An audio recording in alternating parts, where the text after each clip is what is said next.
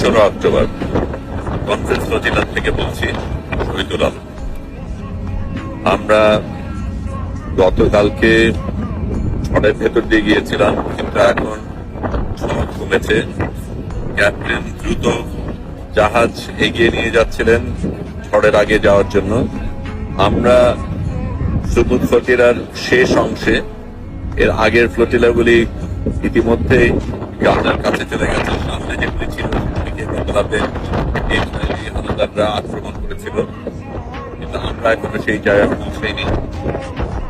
গতকালকে সমুদ্রে একটা তুরস্কের নৌজাহাজ আমরা দেখেছিলাম, কিন্তু সেটা দূরেই থেকেছিল।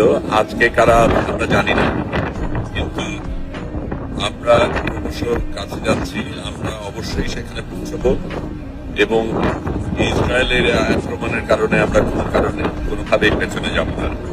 এখনো সমুদ্র উত্তপ্ত, এখনো ঝড়ের আশঙ্কা রয়েছে, বিদ্যুৎ থেমে গেছে, বৃষ্টিও সকালে থেমে গেছে, কিন্তু আমরা আমাদের মতো চলছি।